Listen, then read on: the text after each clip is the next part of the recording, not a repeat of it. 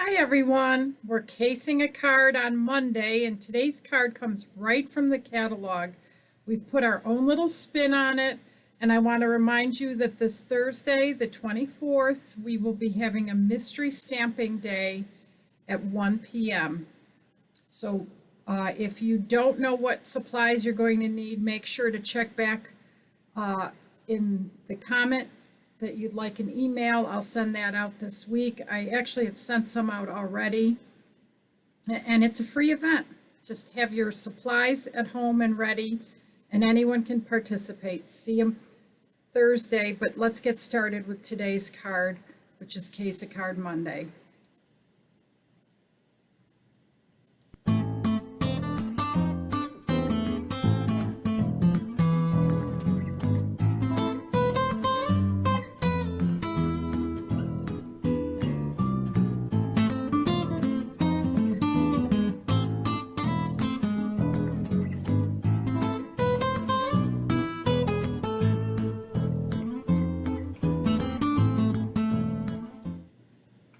So today's card is literally cased right out of the catalog, this new catalog that we just got. I'll show it to you in the catalog. I'm going to zoom out a little bit so you can see more. See right here, this card? I'll bring it up so you can see it. There you go. It's done in greens. Well, I thought it would be pretty in pinks. So I decided to case it.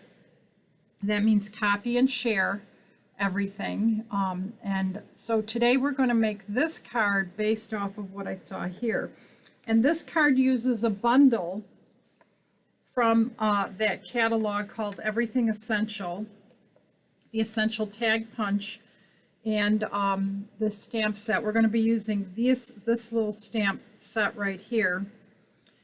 So let's get started with that. We're going to need cardstock to create these tags, but the first part of the card is super easy. Just take an 8.5 by 5.5 piece of cardstock, score it in half, and then put a piece of crumb cake on it. So we might as well get that done right now and get that set aside so that we can put our backing on it. I'm going to go ahead and glue that right down with my green glue. For those of you that want more information about the mystery stamping that's happening this Thursday, I sent out an email late last week to all my email subscribers. If you didn't get it, then you're not on my email list. So you need to send me your email or leave me a comment of some kind, and I can PM the information to you. Now, I'm going to have 3 pieces that are on this Blushing Bride cardstock, and then 3 punches that are on Whisper White. One of the things we need to be mindful of is how we punch them out, because some of them go this way and some go that way. And that's just a matter of the way you punch out your cards. So these 2 will be punched one direction and this one will be punched another. So we're going to go ahead and stamp those first. These 2 were stamped with Rococo Rose ink, and these are the inks we're using today: Melon Mambo, Blushing Bride, and Rococo Rose. And normally I would start with the lightest, but I'm going to do all the stamping on this card first. Actually, I'm going to be doing a Blushing Bride one, so I might as well do that one first. Right on Blushing Bride cardstock. And that will be stamped this way. And then this one is stamped with a Rococo Rose. And usually when I go from a lighter to a darker stamp, I don't necessarily clean them, but I want to make sure that I get some pure color. So I did clean my stamp with a baby wipe. I'm going to go ahead and stamp that.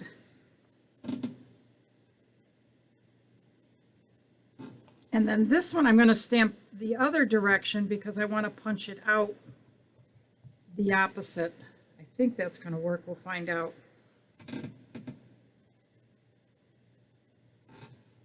Okay, so I've got one like that. These two are the same color combination.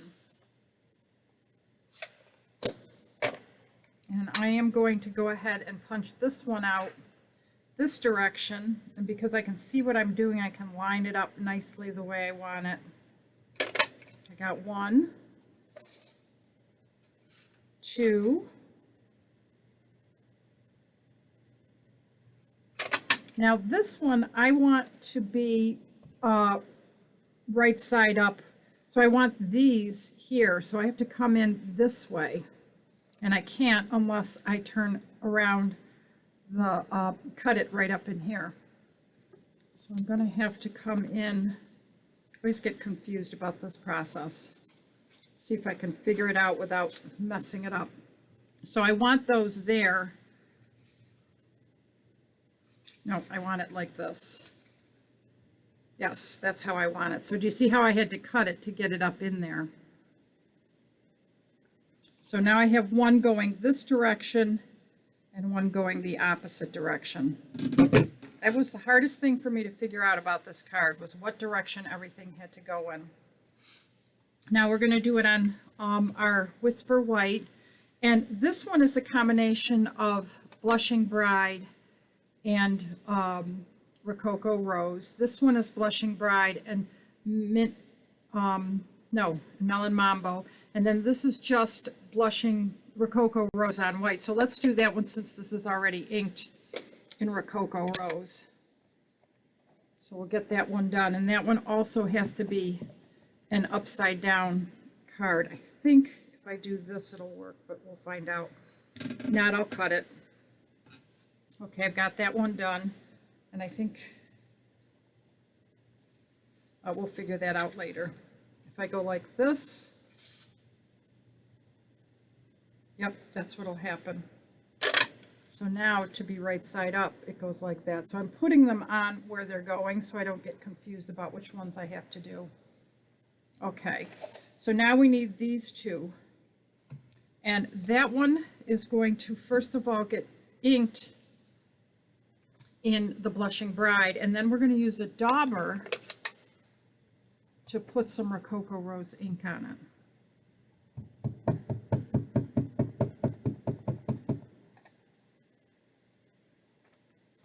And I'm going to take my Rococo Rose dauber and just put some ink on here where I'd like some Rococo Rose to be. And that one will get stamped right here.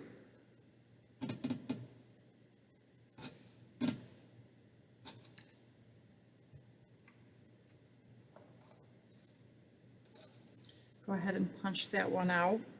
Oh, no, this one has to be the other way, so I better trim it.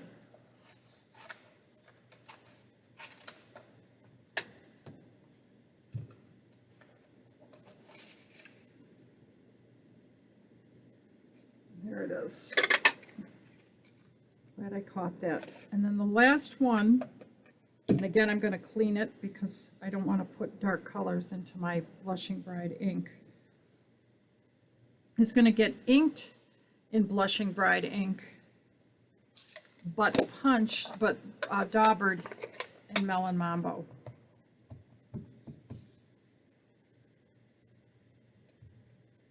Okay, so I'm going to take my Melon Mambo, and I'm going to try to go pretty light because I think that was a little dark, but I can see that it's still going to be dark. Okay, so I can put my inks away now because most of my stamping is done. I'm going to go ahead and punch this one out.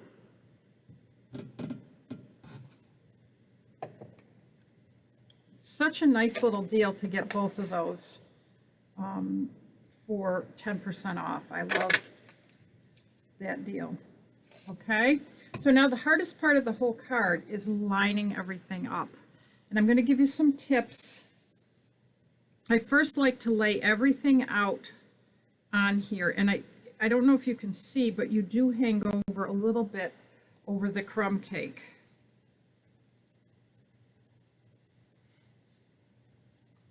And the idea is that you're making this little circular pattern in the center using the corners of these punches. Is that kind of cool? Once I'm happy, the first two I'm going to actually stick on are the center ones because they sort of set off everything. So I'm going to take those off gently and put their backings on. Put two dimensionals, one at the top and one at the bottom. And I'm not going to take them off right away. Actually, I am, because we're going to set those first. Once those are set, everything else goes off of it. Now what I want to do is really look at the ones next to it. Sort of lay it down, but don't press yet till you're sure you have it where you want it. And that little lift is kind of interesting. So now this one mostly has to line up with the one below it.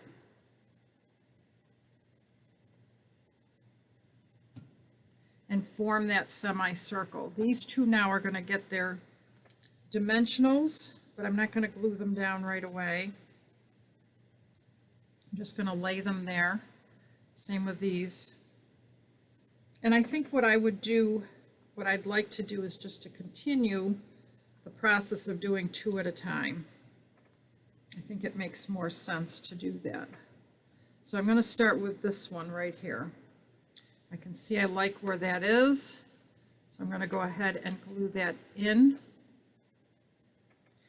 The dimensionals are somewhat forgiving, but pretty much once you've secured them, they're hard to take off. You have to almost put a new one on. So you want to just be somewhat cautious.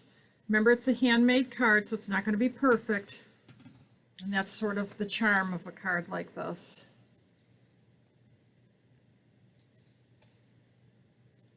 Lining it up both vertically and horizontally, trying to make sure that the distancing is the same. Okay, right off the bat, I'm not real happy, so I'm moving that in. And I was able to lift that and get it to do what I wanted it to do.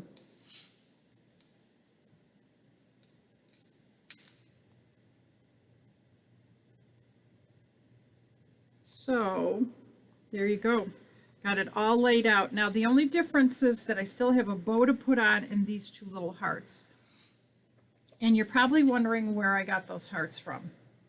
I took them right from this little dog builder punch, and I'm just going to punch out two little hearts. And I am going to dimensional those, but I'm going to use my baby dimensionals because they are perfect for the hearts. So I'm going to go ahead and put one on here. I think the hardest part was getting it on there because it sort of is high up, centering it perfectly. Okay, so all we have left to do now is a little bow.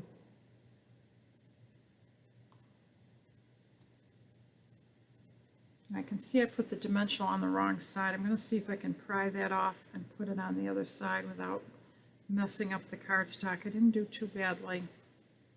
But you know what? It's well worth it just to punch another one. It takes 2 seconds. I'm using this cardstock that I stamped all over, and I didn't realize one side had ink on it. That's what I get for trying to save paper.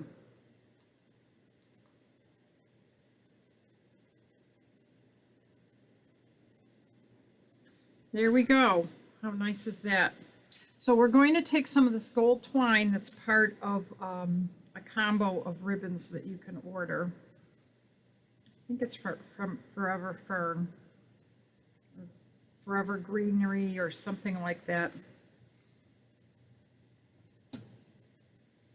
not real good with remembering my ribbons.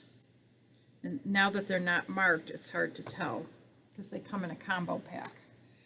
So the only thing now is to glue it down, and I will be using a glue dot, but when I do use a glue dot, I like to roll it. So what I'm going to do is find my glue dot, sort of lift that first little corner, and then push my ribbon across the glue dot. That way it sort of rolls it up a little bit and it's not a big fat piece. And there you have it. There's my matching card to the case card from the new August-December mini. I hope you've enjoyed that, and hope to see you again tomorrow. I will have Technique Tuesday, and don't forget Thursday will be our mystery stamping event at 1 p.m. as normal. That means it'll be a live event. Talk to you soon. Hope you have a great day. Thanks so much.